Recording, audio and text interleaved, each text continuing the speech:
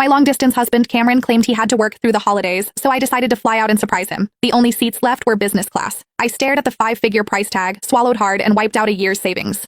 Naturally, when I finally settled in, I couldn't even figure out how to pull out the tray table. The impeccably dressed woman next to me sneered. "First time in business, honey?" I managed an awkward smile. "I'm sorry. You must be an executive. You look incredibly successful," she scoffed, running a hand over her custom-tailored jacket. "Me? No, my sugar daddy is the CEO. If a plane doesn't have business class, he charters a private jet for me." I blinked. "A sugar daddy? That must be a rare arrangement." "Not really. I'm his junior employee. I make mistakes all the time. Cost him a fortune, actually. He's always yelling at me and making me cry. Then I cry, and then, how ironic," I murmured. "My husband also has a female coworker who's always messing up." "You're married?" She looked me up and down, a look of casual disdain. "My daddy has a wife around your age. He says he's been over her for years, that she's got zero novelty. Nothing like when I just flip my hair, I told him I wanted to see him for the new year." Poof! He tells his wife he has to work overtime. My eyes locked onto the diamond on her ring finger. It was the exact duplicate of the wedding band I'd lost years ago. A cold, sick dread seized me. Wait, Cameron was a mid-level manager, scraping by. When did he become a CEO? I stared at her ring finger. "That ring, it's a wedding ring. Did you and your daddy get married?" "This?" Kaya examined the solitaire, turning it slowly. "Oh, I made him take it from his original wife." I froze.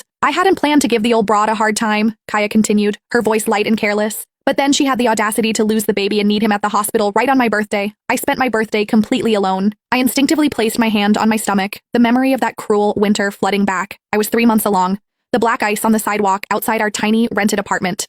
Cameron was earning so little back then. An e-bike was a luxury. I fell hard, the baby just blood on the ground. Cameron had stayed with me for 3 days and 3 nights, but when I woke up, the wedding ring was gone along with the child. "It's okay, Grace," he'd whispered, holding me tight. "We'll have another baby. I'll buy you a new ring." I shook my head, tears blurring everything. "No, you said the company was doing layoffs. We need to save. When you make it big, then you can buy me a new one." He'd looked at me, his eyes red, on the verge of crying. "I'm sorry. I failed you." Kaya's voice pulled me back. "So you just asked him to take his wife's ring and give it to you?" "Yep. He actually refused at first, said he'd buy me a more expensive one. But that old woman was so arrogant just because she was his wife. If I didn't punish her, she'd be walking all over me, right?" I clamped my jaw shut. "Honestly, this diamond is cheap compared to what else he buys me. But it's the wedding ring." Kaya leaned back and gave me a smug smile. "A woman who lets herself get to that point, she deserves nothing better." I squeezed the fabric of my dress until my knuckles were white. I forced a small, sickly smile. "Your daddy is so generous. His wife must be getting quite the payoff to keep her quiet, right?" Kaya laughed, leaning in conspiratorially. "Tell you a secret. The old woman still doesn't even know he's a CEO." "Why?" Kaya admired her diamond-studded manicure. "Because what's the point? She spent all her best years struggling with him. If you were a man, once you got rich, would you spend money on a wife who's past her prime? Can money bring back her youth?" The reflection in the window glass showed my own slightly drawn, exhausted face. Kaya nudged me. "Sister, you're older than me, but you still have potential. We have a connection. So let me give you some advice.